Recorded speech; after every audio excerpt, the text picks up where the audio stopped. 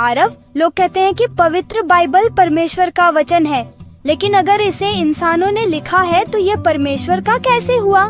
यह सवाल आरव के मन में भी बैठ गया। वह घर आकर सीधे अपने दादाजी के पास पहुंचा। दादाजी रोज शाम को बाइबल पढ़ते थे। आरव ने वही प्रश्न उनसे भी पूछा।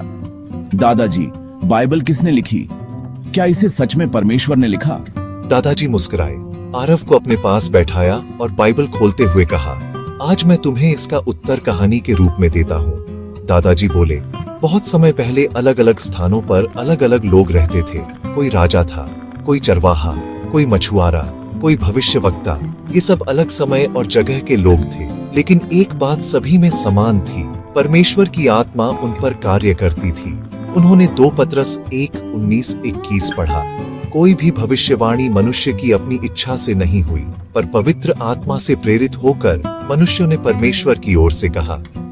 फिर दादाजी समझाने लगे, बेटा, बाइबल इंसानों के हाथों से लिखी गई, लेकिन शब्द परमेश्वर के थे। जैसे बांसुरी से आवाज निकलती है, लेकिन संगीत फूंकने वाला कलाकार होता है, वैसे ही लेखक इंसान थे, पर संदेश परमेश्वर का था।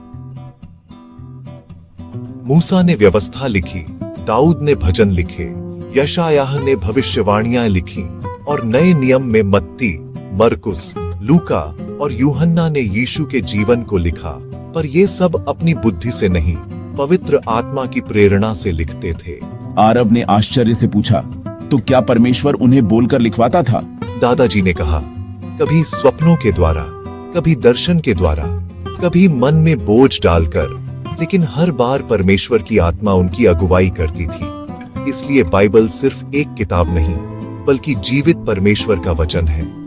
उस रात आरव ने जब पहली बार खुद बाइबल खोली तो उसे लगा जैसे ये शब्द सीधे उसके दिल से बात कर रहे हों। अब उसका संदेह मिट चुका था।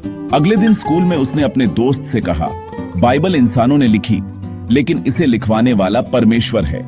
इसलिए यह साधारण पुस्तक नहीं, बल्कि जीवित वचन है।